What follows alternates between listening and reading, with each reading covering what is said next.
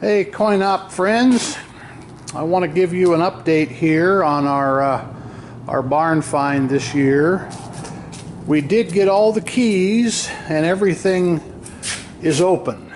So we had a little bit of a mishap with the keys, but we did find them, and we were able to get them. So here is just a quick walking tour of here's the 3 video games. Now there are 2 more video games that are at a friend's TV repair shop. He's going to go through and get the monitors back up, and that is a Miss Pac-Man and a Frogger, both dedicated originals. I'm just going to go through real quick here. You guys know what these are, but this is a 2800.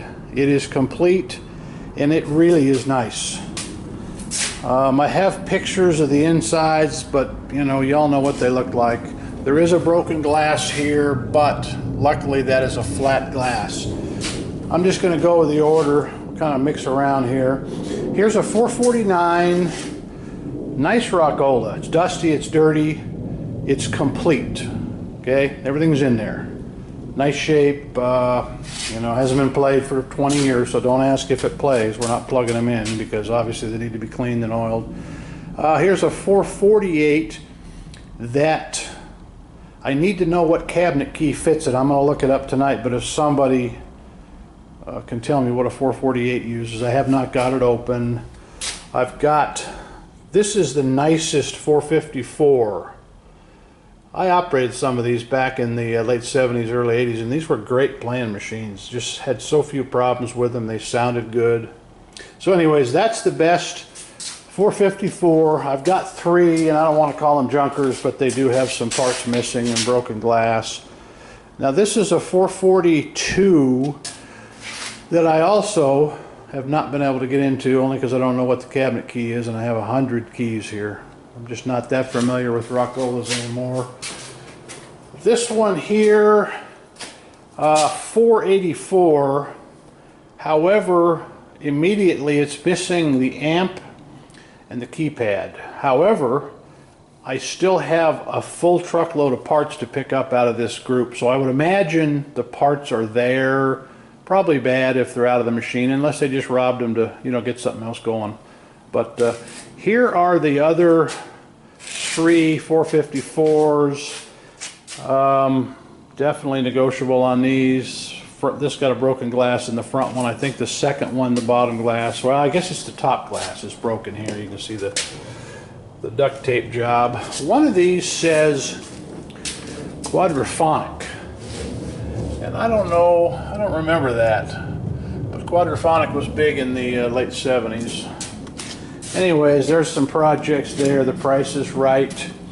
Here's a nice little piece for your office, home, small den, 477. However, this one also, the keypad is laying in the bottom, but it does have a broken key.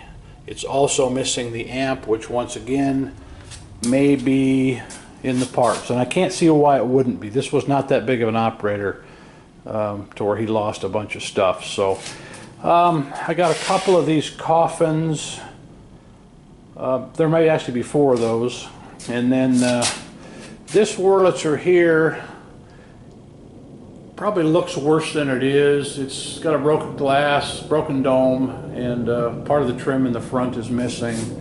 So definitely worth saving though.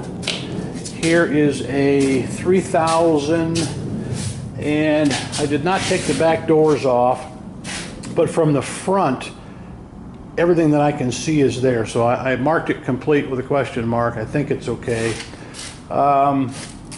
This 3300, as you can see, Americana 2, the glass is broken.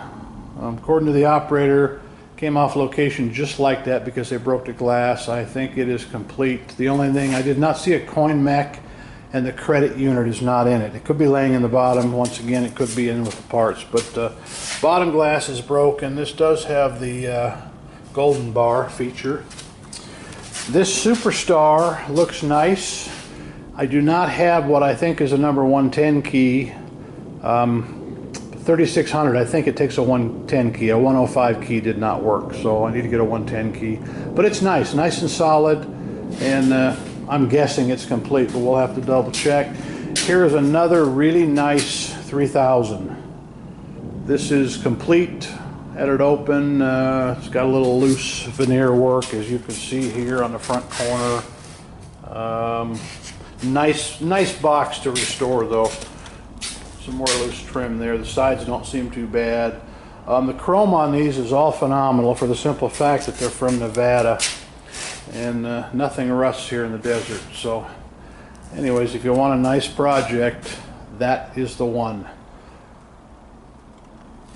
Now here is another 3000, same thing, just as nice as the one I just showed you. Dusty, dirty.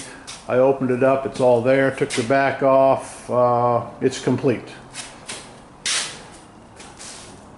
This has a little less veneer. It doesn't have any veneer that's lifted actually, at least on this side. Let's take a peek on the right side. Nice solid machine. If you want something that there's a broken piece down below,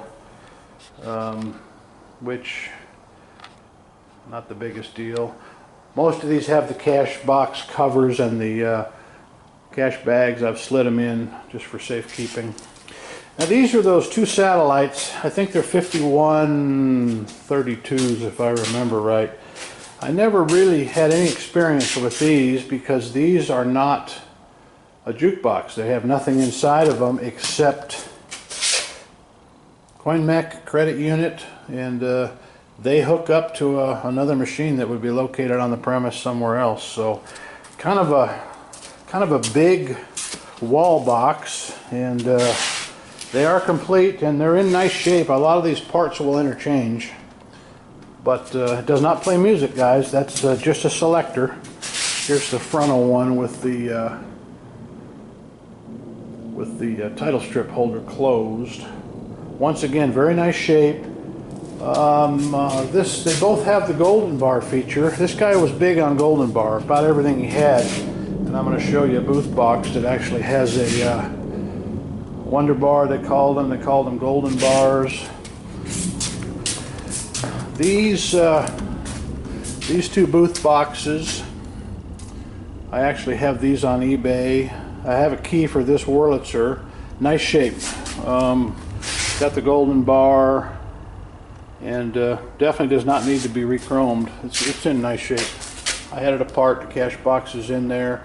We all know about these Seabergs. The pages spin and move real nice. A lot of times that was a problem with those, but as you can see, everything is pretty smooth, and these are pretty clean. This may have been on location within 20 years or so.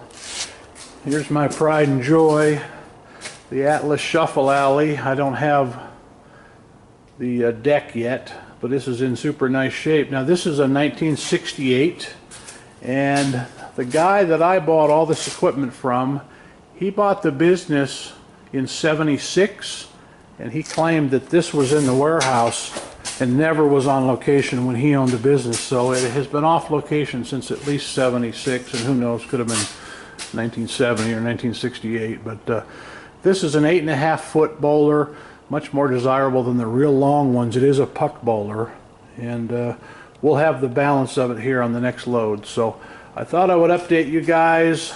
Let me know if you have any interest. The stuff is in Las Vegas, and more to come. There's some Seabergs, mostly 70s stuff, nothing real old.